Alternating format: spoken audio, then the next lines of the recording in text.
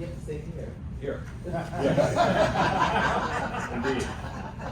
Member One of the Sue? dramatic entrance. And you got it. Member Sue? Member Shaw? Here. Member Zarili? I'm here. We have a quorum, Mr. Chairman. We have, yes, thank you, sir. Then we'll go on, we'll run through the agenda. Responsibly, as quickly as we can. We have a resolution, first resolution, consider approval of the 9 October minutes. Has everybody had a chance to read the minutes? If they were wrong.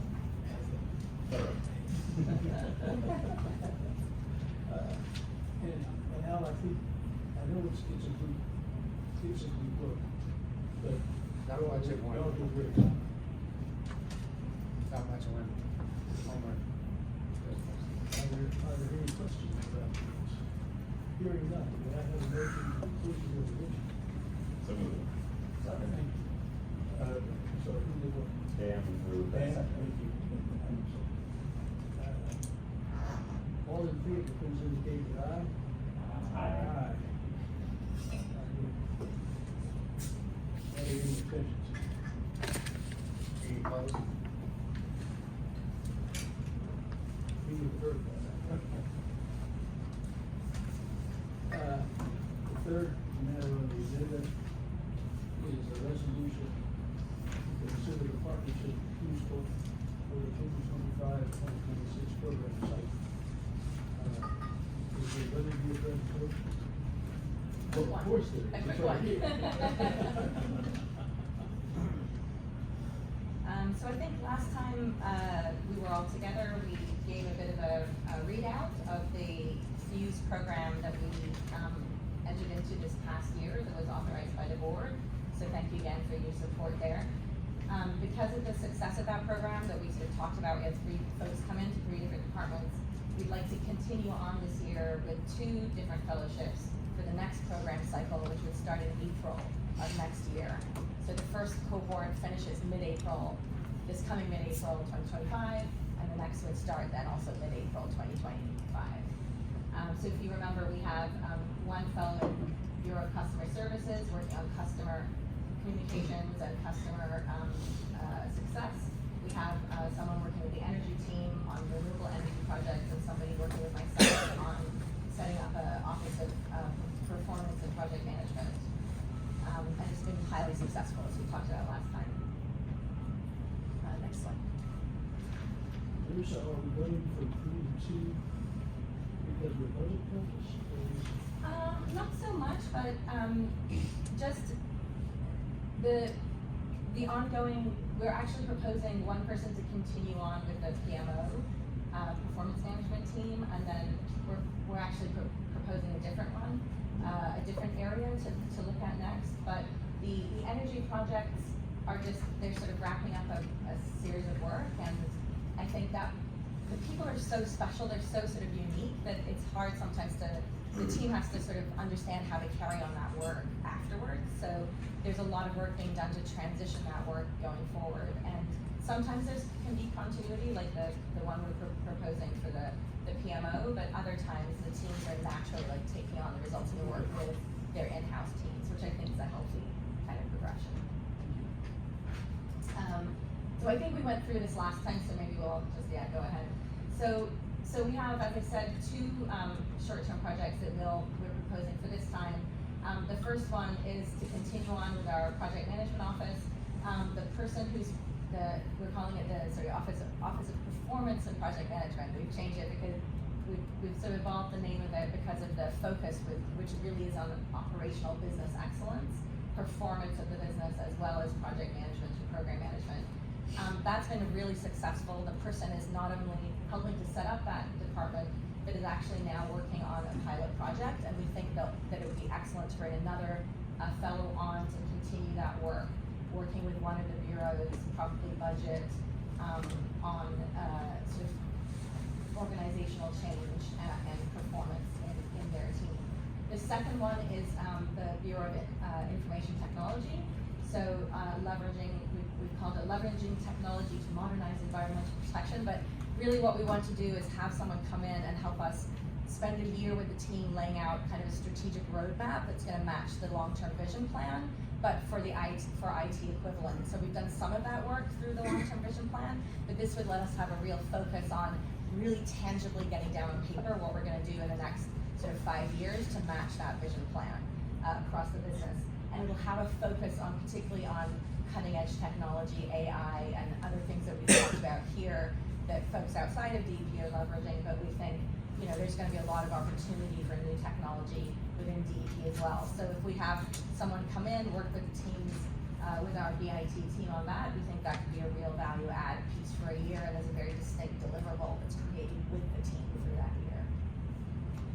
So, just for the cost, as per last year, the Fuse program fee is $180,000 per project, but one thing I wanted to highlight is Fuse is actually allocating $100,000 in philanthropic grant funding to our program. They do that for some programs, particularly if you're continuing on thematically, and so for the PMO project, they're actually bringing that match to us, which I think is really, really positive.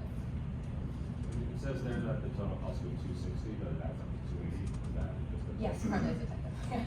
Sorry about that. Great. Next. Yes, so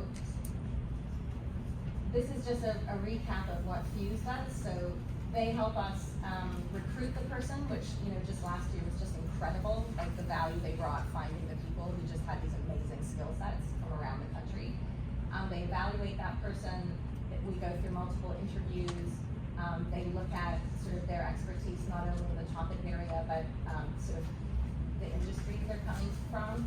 And then their mission is climate, environment, and environmental justice. So they're also looking at the kind of candidates they're bringing and making sure there's an equity and inclusion component there as well. So that's all incredibly valuable to us. I think Britt spoke about it last time. You know, just getting that value of finding these incredibly talented people who are willing to come together for years is a real bonus. Next slide. And then they have an incredible network and support system for the folks as they're participating with us. They have all sorts of training, they have all sorts of skills development, they have a professional network, professional materials. So it's a really positive experience for the folks who are participating as well. So just to go through very quickly, they look at, you know, as I said, Fuse's focus is on environmental and climate issues as well as environmental justice. So they look at all of these different issues out in the world. They ask the fellows and the projects that are created by the agencies to kind of think about all of those drivers and how they can wrap them into their projects. So as I said, we've identified these 2 projects around business performance, which of course delivers for internal and external stakeholders, and then the IT roadmap. Next slide. This is more detail on it, but as I said, you know, they'll really be working with us in one of the areas of budget or procurement or one of these core business areas to look at enhanced performance, which, as you know, in the last couple of years has been transformative in terms of delivering capital projects, you know, kind of really taking a hard look at our business performance. So the next one.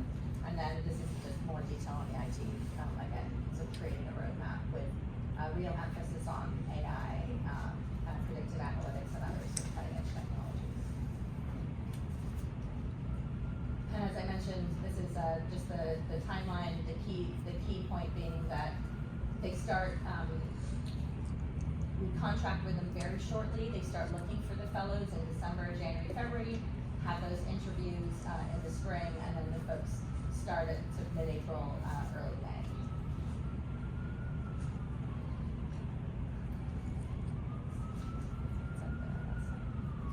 So.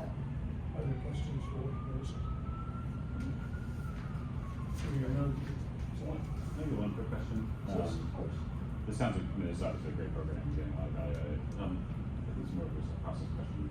This being a water board contract versus a DEP contract, can you just maybe describe quickly why one versus the other? Sure. I think this has, a lot of this has been, as we looked at the strategic plan that we did, and obviously it's very close to being able to publish and bring back to the board. There are a number of really sort of high value pieces we were looking at in terms of implementation of that plan. And obviously there's one chapter which is all about sort of business performance, there's IT is throughout. So both for the projects last year and the ones this year, we feel like they're really delivering on that strategic plan. So that was one of the drivers of kind of bringing it. There's also, last year there was a kind of question of timing, and there was a very, very short turnaround to take advantage of the contract. So we felt those two reasons, were kind of the primary drivers for coming to one. Are there other questions? Hearing none, there's a resolution for your materials. The third agenda item, your consideration. May I have a motion please to approve? So moved. Thank you. Okay, so moved. That's fine, I'll second. I'm happy to defer that. Thank you. All in favor, please indicate with aye. Aye. Are there any opposed? Are there any abstentions? Hearing none, the motion, the resolution passes unanimously. The fourth item on the agenda is the approval of consulting agreement with Greg Garcia. I think almost everybody has heard of it. He was counsel. I know, real great. Honestly, I was like, I looked up, I was like, oh yeah, he's missing.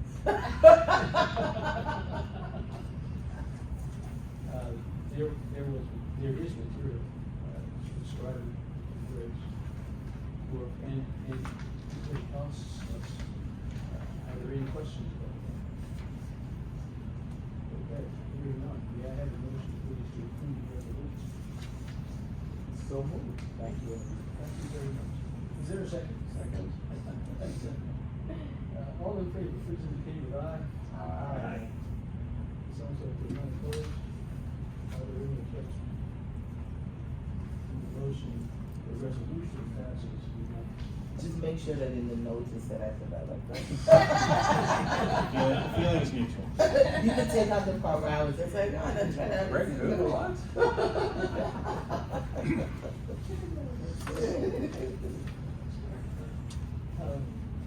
The fifth agenda item is the extension of the board's 2021 design build agreement with, do you say old?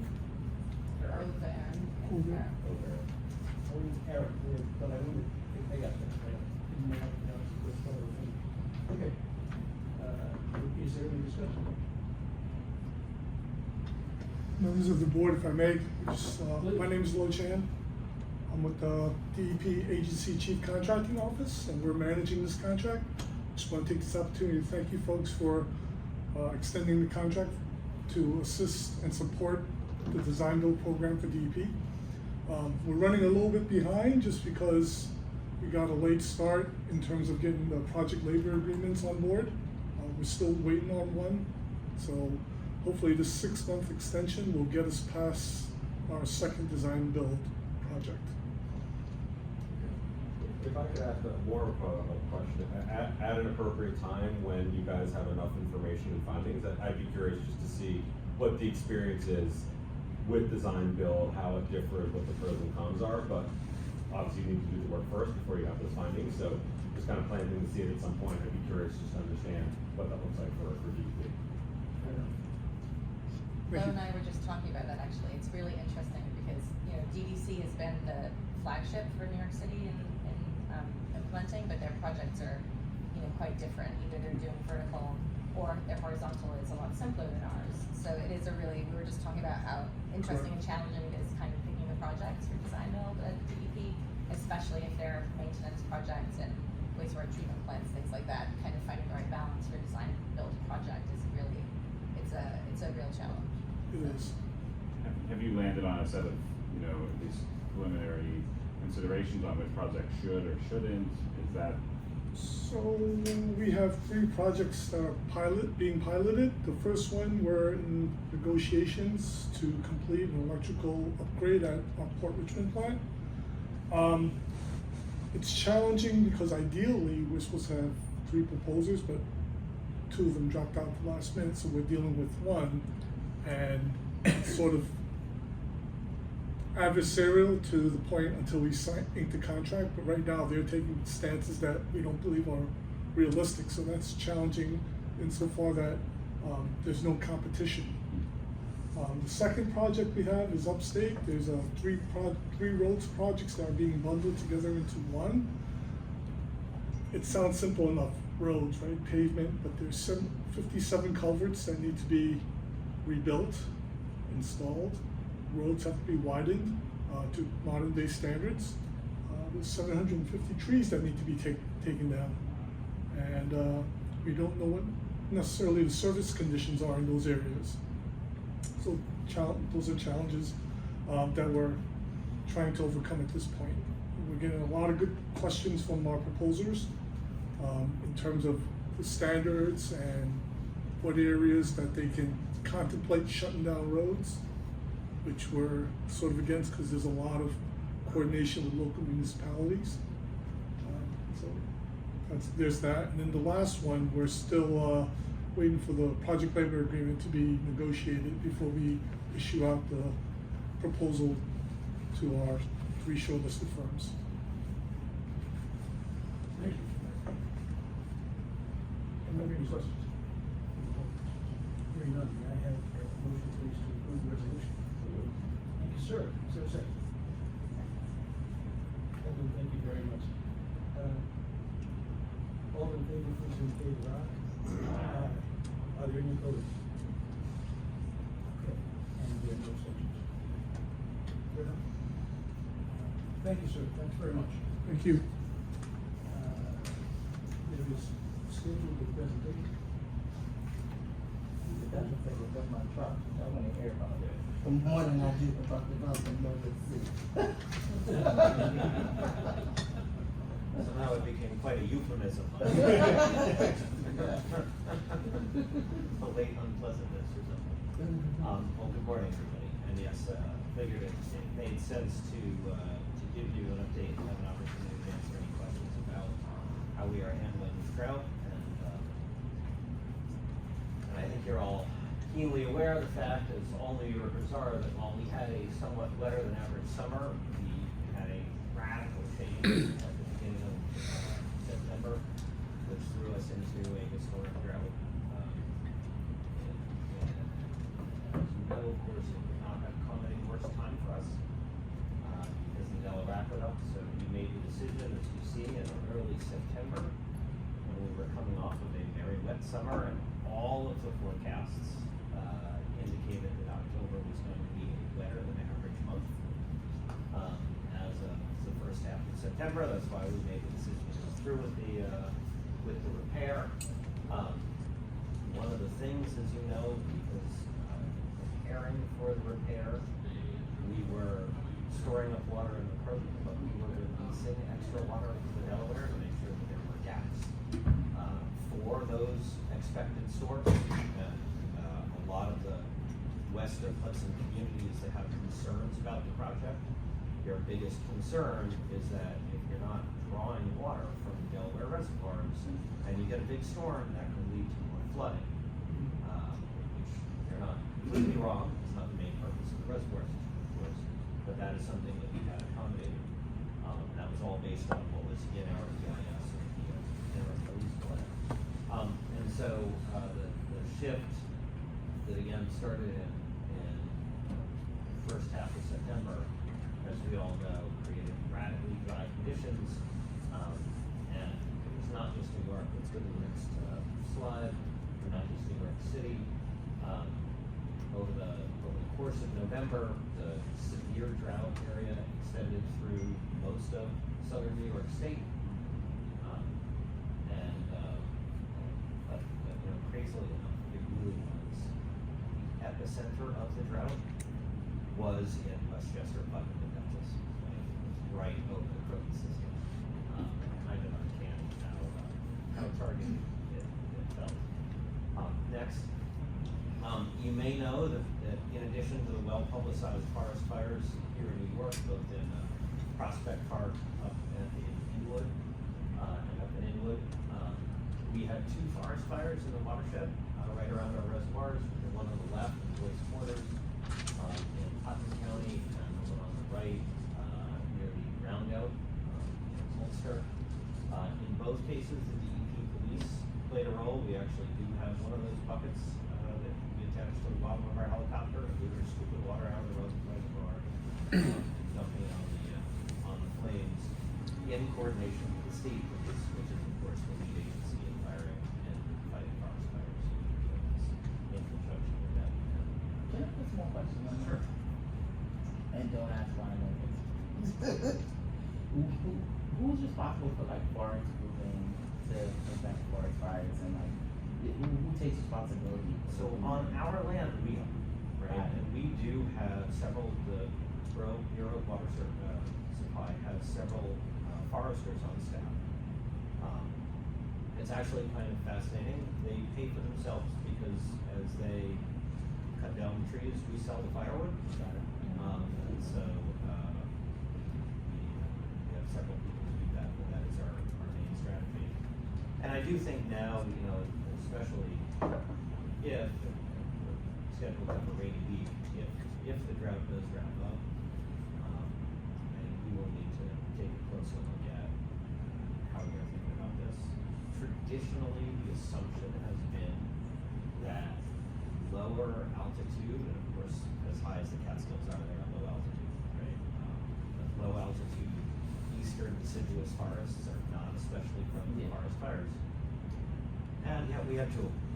Yeah, fine.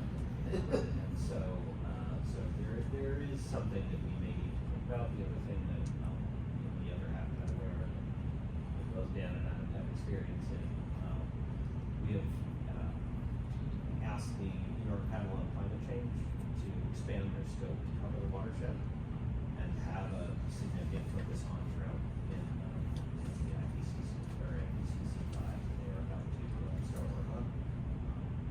We actually just kicked that off about 2 weeks ago. Something when I arrived, it was too late to get a full attention into the one that was published last year, or earlier this year, but they all fully agreed to take it on this year. Next. And so, as you know, in the middle of November, we made the very painful decision to go ahead and bail out of the aqueduct repair. This was one of the scenarios that we knew could get us, right? There were actually a couple of risks, some related to the leaks, and that's something we had been worried about, and we were very pleased in the first 2 weeks to find that was not going to be a risk. Of course, you could always come up with construction delays on a project of this level of agency that we've had some, but the biggest risk that we knew would come at us slowly, it wouldn't be an explosive risk, but was if we had a severe drought. The risk here is, as you know, is because the city cannot rely only on the Catskill Aqueduct. Capacity is just because Catskill can deliver about 1 million gallons a day. We're relying on the Croton reservoirs for another 300 plus per day. Some will deliver through the Croton, some will actually deliver through the southern part of the Delaware Aqueduct. And what was emerging as we looked at the charts, that if the Croton reservoirs were not refilling, we were literally going to be at day zero in the Croton reservoirs before the repair could be. And so that was the scenario.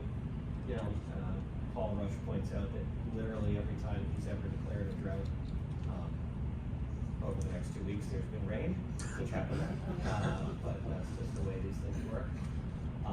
But you can't take chances with something this serious. So we made that decision. The Delaware Aqueduct is within probably a couple of days at this point of being fully back in service. And we will, of course, be working to do this repair, hopefully this coming October. But that will depend on whether the reservoirs refill, we cannot do the repair. As we've just appreciated, right, we cannot do the repair if the reservoirs are not full, on the day. Commissioner, would you define the cost? The remaining bit, I mean, remembering that the bulk of the work has actually already been done, right? Drilling the bypass was the biggest cost, and that was over $1 billion.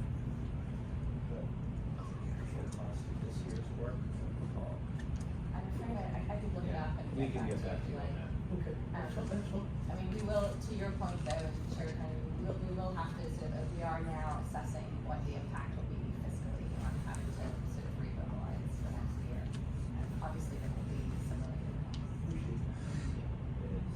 It is not an inexpensive decision, unfortunately. And it is important to know that everyone is working so hard on getting this done. We're finally at the final stage, so just.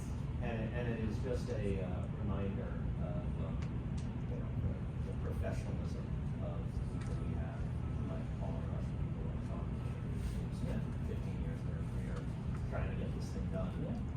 But we look at the data and say, we've got to pull Band-Aid off because it's too dangerous. It's important for the city of New York, and, you know, just hats off and, you know, kudos to the team. All right, so what we are doing, you know, this is just a bit of a flashback. So one of the things we've really remembered is the last time New York City had a real drought was in 2001 to 2003, so a long time ago. And amusingly, well, and I'll just say, and it's useful to look at the pattern here, right? So in that example, we were in a watch for a very short period of time. We were in a warning to see whether the spring would bring rain. And then when that spring was dry, we then had to go into emergency. And so we looked at that pattern as we've been going through this. Next, please. And so these three levels, so what a watch means is really no actual change. A watch means get ready, right? And the key thing we do when we set up a watch is we ask the agencies to review and get ready to implement their own water reduction protocols. Now, the reality is we think New York City government is 6%, Albert? Something like that. Yeah, we think New York City government is about 6% of total consumption. So we're not really moving the needle by just doing city agency reduction, but I think, you know, it is a legitimate thing for people to look to the city to lead by example, so that's a lot of what we've done. Given that the last time these drought protocols were used was nearly 25 years ago, many agencies couldn't actually even find them, and so we were scrambling to help agencies come up with their drought protocols. But I will say our colleagues at New York City Emergency Management did a lot, NYPD did a lot. One of the most significant things that turned on most immediately was both from PD and the public. We started getting a lot more calls about open hydrants. So people were much more aggressive about reporting open hydrants, and that allowed us to go and close them, and that became top priority for PWSO to get approved whenever we had one of those. And then on the public side, of course, it's only public education, both for watch and for warning. There's no actual restriction on the public, but as I'll show you in a moment, our Bureau of Public Affairs and Communications really sprang into gear and started getting that work underway. The next level is warning, and that is when the agencies have to implement their drought protocols. In DEP's drought plans, which in fact were updated only a year or two ago as part of the ongoing effort to get ready for the Delaware Aqueduct repair, there's a list of the agencies that are of greatest importance, so things like the Parks Department and NYCHA. And by the way, it's important to note the MTA and the Port Authority are both considered city agencies in this construct, so they have a mandatory role to play in this. And then if we do have to go into an emergency is when you then have mandatory restrictions on the public. those include things that again, are not currently in effect because we are not in an emergency, but things like a prohibition on using hoses to wash the sidewalks, a prohibition or in fact, not a full prohibition depending on the state of emergency, but mandatory restrictions for watering lawns, filling swimming pools, things like that.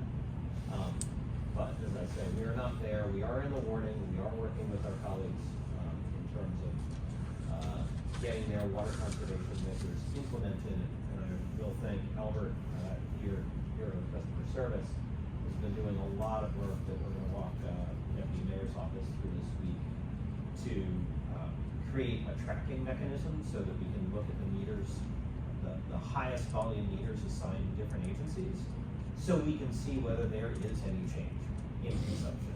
Because, of course, it doesn't really matter what people say they're doing, all that matters is whether the water consumption goes down. And I will say one of the other things that was particularly concerning in October and November and led us to move perhaps more quickly even than we might have to the warning was the fact that because October and November were so warm, our water consumption was much higher than the normal October and November. Of course, when the weather is warm, people use more water. People water their lawns because they think they can keep the grass alive longer. I mentioned the hydrants. It's just a math thing. When the weather is warmer, there are more people out on the streets late at night. When there are more people out on the streets late at night, some percentage of them just decide to open a hydrant for the hell of it, right? And so that's why we had all those phone calls. And so we did see, usually as you all know, at the peak of the summer, you know, our wettest days are usually around our hottest days are usually around 1.1, almost 1.2 on super hot days. We get a lot of hydrants with us. Billion per day. In the depth of the winter, we'll go down to 950 at its lowest or so, 950 million. We would, in general, have been below 1 billion starting in middle of September, but we were above 1 billion gallons a day, a little bit, but above, until I think mid-October. So now we're just dipping below that. But in any case, I think this has been a good exercise. We will know a lot more about how to get agencies into that warning. We'll have figured out our own approach to help track performance, and so even if this drought, as we all hope, ends pretty quickly, we will have learned a lot, and it is therefore good practice for the future. Next. One question on that. Yeah. Maybe you actually get to this, but the leak detection, the leak forgiveness program, how does that play into the communication? Do you like expand those comms or like awareness of those? Yeah, actually, go ahead. Yeah, one of the things we're doing, it's a great question, we're partnering with our Bureau of Public Affairs where we've identified roughly 500 or 600 customers that we flagged leaks for them previously, but they haven't acted on them, and we believe that if they were to act on them, that would represent a 1 MGD per day in savings, which is quite, so we're actually going to be following up with these customers, phone call, we're going to offer them more conservation kits and mail them to them, so these are the type of things where we're trying to use this data, we can adjust the leak notification criteria later on, and just try to be more proactive. Great, thank you. Yeah, and I will say, we've done a couple of other things. We've, for example, DWSO very quickly shifted resources from things like catch basin cleaning to leak detection, right? So we have the teams to go out and listen for leaks and even more of that, as I mentioned, just prioritizing hydrant reaction. And we also did shift when a leak on a private line or a service line is identified, depending on the severity of it, you're issued either a 3-day order, a 7-day order, or I think a 10 or 14-day order, one or the other, right? And everything got shifted. So a leak that would have gotten a 7-day, you were only given 3 days to go fix it, right? Just as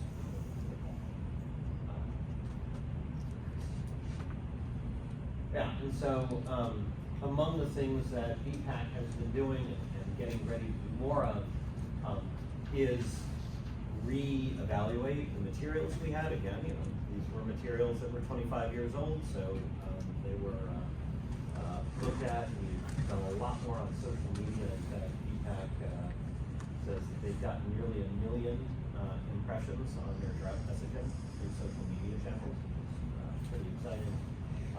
They revised all of their educational material, so BPAC provides a kit to New York City Public Schools, as well as the, what's it called, the Independent School Associations and the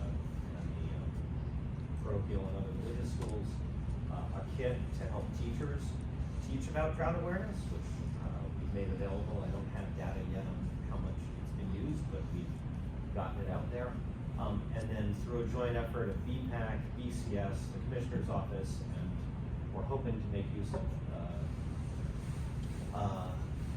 resources outside of DEP, we've started doing briefings for external audiences. We've done one for the Greater New York Hospitals Association, we've done one with the Real Estate Board and the Building Operators and Managers Association, things like that, just to begin laying the groundwork so that those management teams have the awareness of what we're doing and aren't just getting their information from the news. And then finally, you know, there's a lot of the messaging has been on some of these tips. And again, I think, you know, right now, because we are in a watch and warning, it's really about laying that background awareness that we are in a drought and we have to be aware. I'm not gonna tell you we've seen that much movement in the daily consumption patterns. But it is laying the groundwork, so should we have to go into a drought emergency, we're not doing so from a standing start. Can I ask a question? Please. Have we reconsidered how people consume information? Because truthfully, I think that the landscape and how information is consumed, if we learned anything from this last election, like, it's just consumed very differently. Because truthfully, like, I'm a public city kid, I've been through numerous droughts, right? Like, just conversations around water consumption, not to run the water while you brush your teeth, like, that was something that I feel like you got all the time. And like, I argue with my kid all the time, because I'm waiting for the shower to get out, I'm like, get your ass in there. Right? But like, but I do think that just in terms of where we're running it, how we're running it, we actually need to reevaluate that, because that was just something that I always, like, you remember there was like the New York City commercial, and it was like drip, drip, drip, and it was like, don't let it drip, and that was like a commercial that ran every day on Fox, right? Like, it was just, there was constant education, and I feel like I've run into zero information about the drought, and like, you know, I'm always enjoyed seeing information. that Taxi TV and all that. We started, so, Arlene, it's a good question, and among the things, as we've looked back on what happened 25 years ago, how much was it, $3 million? In 2002, DEP spent $3 million on advertising. And, you know, and I think in a very real way, if the drought does continue, we will be back to ask you for significant sums, or we will certainly either come to you directly or be donor fee for that kind of investment. Because one of the reasons that you saw that is that that was a lot of pain. We have already, as Adam says, we have pushed a lot of materials to all of the free PSA channels that the city has access to. So, you know, I'm told, I haven't been on the Staten Island Ferry in a while, Dan, maybe you can tell me, but I'm told that we're prominent on the Staten Island Ferry, we're on the Link NYCs, we're on Taxi TV, and some of those, literally going over the meeting this afternoon to record one thing, so if you're on hold on 311, you're gonna hear me in a week or two. But we have not done paid yet. No, but I guess the other, I'm just talking about, I'm talking about I'm more interested in communication strategy. Understood. I think those things don't work. well, yeah, no, look, and I think one of the challenges, a year and a half ago, we had hired a video person for BPAC. We lost that person soon thereafter. And we've just now been able to hire a new video person. And so that is the kind of thing that we will be trying to create, but we don't have those capabilities really in-house. So it's something we're just No, I guess what I'm talking about, sorry, I'll let you go, but I'm more so talking about how we consider, right? Like I'm a New Yorker, I'm pretty learned, like you know what I mean? Like, literally, Arlene, who sit on this water board, have not run into any drought information, right? I listen to daily, like, New York Times podcasts, right? Like, I don't ride in a subway. I don't ride on, like, NYC taxis, right? Unless I'm coming over from the airport. Like, I'm gonna take an Uber, because I can't catch a cab in my neighborhood. There's no green taxis anymore. I don't look at the link NYC, because if you walk around, the homeless people sit on the chair. Listen, I love it for them. They entertain themselves, but you don't get close enough to like be able to consume what's on it. So I'm just 20 years ago, consumption of information looks very different. So it'd be interesting just if you are going to come with a request to sort of understand what the actual media strategy is, because I don't think it works to run it on Fox 5. I think it involves like social media. What platforms are we on? Who's doing the TikTok video? Have you sent it to Joe Budden's podcast, which is like filmed out of New Jersey, which is like a huge consumer, you know, he has 1 billion listeners on a daily basis. So it would just be interesting to understand like what that media strategy is, because I just think 20 years ago is completely different, and how people consume information. Right? If Mr. B says it, my son's like, impossible. I'm like, that doesn't even make human sense, right? We'll like go through like why that was dumb. But like, if he says it, it's the holy grail. So it's just interesting just to understand what our strategy will be, such that it actually reaches people. It's great if we're running it in the back of the taxi, but like if the PSA channels don't reach the masses, which is why I don't think you see any downtick in water usage, because I don't think the information is getting to your average person. And look, again, what we have done intentionally is we've maximized the use of the existing channels without investing a ton of money, right? So we've only invested time at this point, and I think, you know, to your point, if and when we have to do an emergency, then we would have to spend a lot more money, and we would have to do it much more intentionally, and the point is well taken. That maybe part of what we need to do sooner is actually to invest in a strategy before we need it. And by the way, I would get on a plane to Austin to talk to Joe Rogan if I need to. I'd love to hear that conversation. I would go to Austin to talk. I don't even like Joe Rogan, but I'd go to Austin to talk to him. I just wanted to echo what Arlene was saying, because in my household, my mother was the only one that knew of the warning. And I have millennials in my home, and I think to your point, I think with TikTok, you know, all these, Which are all free. they're all free, exactly, and that's what I was gonna say, maybe it's hiring an intern that can do social media communications, to educate the public, because the younger generations are clueless about this, but it's because of the means of communications is not getting to them. And I said, you don't need to hire an And- intern. or You run a campaign in the yeah. high schools and be like, In high- come up with the best TikToks. The and flyer is not gonna work in Yeah. a high school anymore, because young people are not looking at, unfortunately, we're in a different, the way they're consuming information is really, really different. So that generational gap we kind of need to address, and it can be more easily addressed than not. Yeah, like I think you could run like a campaign, like bring us your best Instagram reel on how to do drought prevention. You would get flooded, and the talent in young people with that stuff is like phenomenal, and that would be great. So just like, but again, I'm not trying to say, like, my only suggestion is, the only reason why I know about the drought is because it showed my age. I watch like the 6 o'clock news or the 5 a.m. news. I watch CBS from 5:30 in the morning, right? So like that's why I know, you know. So that's just putting it out there. Okay, are there any other comments? Sorry.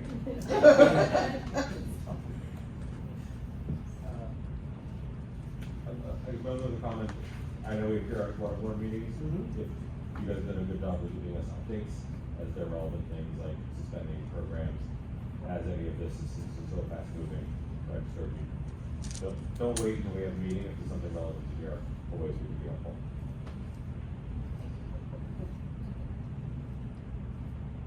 So, we don't normally do that, but it's No. okay. You know, I have the institutional memory of showing up in the 90s, when the entire meeting was about collections, but really about drought. And the frustration was that the only thing toolbox you had once a drought was announced was reaching out to the public.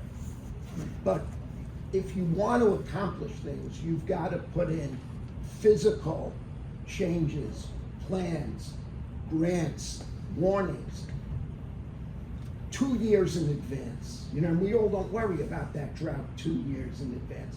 The other fear we ran into was after the toilet rebate program and after metering, we felt that we got all the really low-hanging fruit.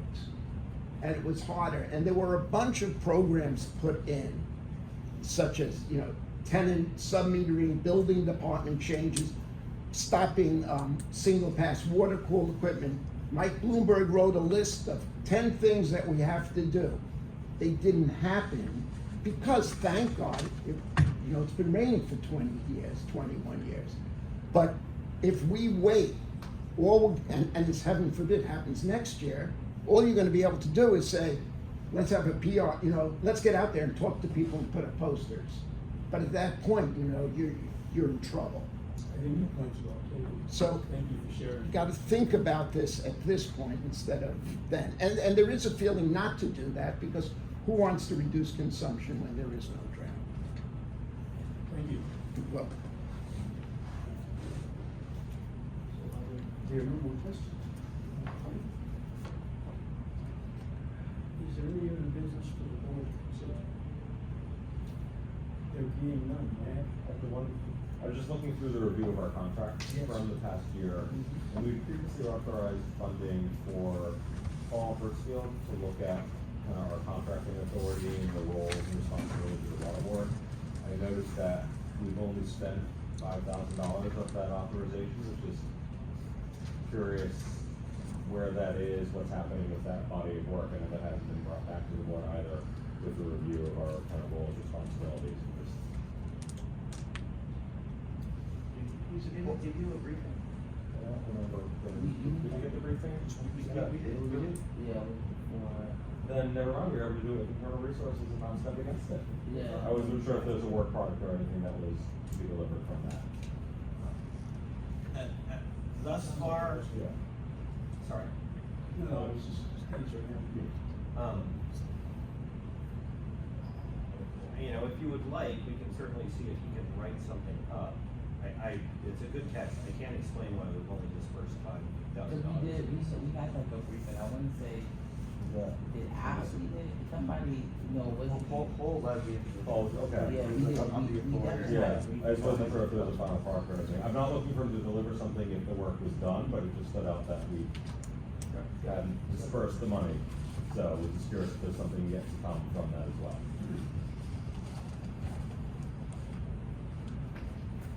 Did you read the stuff you put in? So- Yeah. The one other thing, actually, now that you bring it up, Adam, that I'll just point out that we haven't shared with you that we might, is the work that Siena College did for us, which has been phenomenally useful. So we had them do a poll, a survey of opinions about DEP in the Western Hudson watershed. Because of course, everybody says, when I arrived, well, people in the watershed hate us, so you gotta be, tread lightly and whatever. Turns out, people in the watershed don't hate us. Turns out we're actually very popular in the watershed. Which means that some of the people who are vociferously negative about DEP are out of touch with their constituents. But it did also highlight a couple of things that we can and should accentuate. So one of the things we saw was, people really appreciate the recreational, access that we provide. And the one thing that, was held against us was a widespread sense that DEP does not pay its fair share, which is, ironic given that we pay $150 million in property taxes in the rest of the city. And so in fact, as a result of that, we did last year and we'll do it again, for the coming weeks. We published a report of where and to whom we pay taxes, which demonstrated that we are the largest single taxpayer in all of the Western Hudson counties. We're the second largest taxpayer in Westchester, second only to Con Ed. And that there are a number of school districts west of Hudson where we literally pay more than 50% of the school's operating budget. We're trying to figure out, kind of to your point, Arlene, how we get that information out in a targeted way, but that is something that I'd be happy to come and share that with you. It's always amazing what happens when you ask for that. Well, I mean, just, and I know we're adjourning, but I think that that's a general, and we've had this conversation, that's my general consensus on this agency generally. Like, I think that people don't understand the quality, what they're getting, how they get it, how it operates, right? Like, I think that that is such a deficit that the city has in not being more, like, forthcoming, or, like, educating the public on how much work and how phenomenal the agency is. Like, this weekend, we were in Westchester, we drove across the Krogan Reservoir, and I'm like, hey, Colleen, and we had like a whole conversation about like why it was there, why it was beautiful, why it looked the way it looked, right? Like, I think there was a lack of appreciation generally for what the agency does and like why it's critical for like just the city, the state holistically, right? And it goes for how we disseminate information. And Arlene, you know, at some point, I mean, your point on this and earlier, maybe I'll ask Scott to come to our next one, Dr. Falco, our deputy commissioner. I mean, one of the challenges, frankly, I think DEP has woefully underinvested in its communications team. And I mean, just over the last 2 years, we have struggled even to appoint our borough commissioners. Right? We will finally, I hope, have a full slate of 5 borough commissioners at the beginning of in January, I hope. But you know, as you know, the city's challenges and slowness in hiring over the last 2 years is well publicized. We are back at the point of having 700 vacancies, which is a real problem. Among the places that shows up is inevitably our communications team, like, starts out by having to do the reaction, right? So an inbound from a council member or an inbound from a reporter always has to get top priority. And when you are understaffed, what you don't do is the kind of strategic thinking, proactive messaging. I'm really hopeful that now that we're about to have the 5 borough commissioners who are really high quality, high caliber people. What we're gonna do is shift to BPAC doing proactive, like I've said, okay, you know, we could go present to the borough boards, present to every community board on a quarterly basis, whether you need it or not. What? People don't go to board. Well, I know, but Arlene, it starts with them. No, no, I And understand. you've gotta start by maximizing the use of the existing channels, Yeah. right? And what that also does is it creates a level of relationship with the electeds. And the loudest voices who the electeds hear from, who are the ones who go to the community boards, right? And that actually changes the tenor of those inbounds. And that's, I think, we've seen, we have Alfonso Lopez, who joined our Queens borough commissioner a couple of months ago. And he's done amazing work already in just being available, getting to know all of the staff, et cetera. And I'm hopeful that that will give Beth the space over the next year to do a lot more thinking, like you've described here. But I'll ask her to come and talk about that. Thank you. And thanks, Owen. I think we've confirmed that there's no other business to come before the board. May I have a motion, please, to adjourn the meeting? Did that tell you that? I wasn't gonna say it. See what happens when you've been together a Is long there a time. second? So thank you, Evan. All in favor? Aye. None opposed, the motion is moved.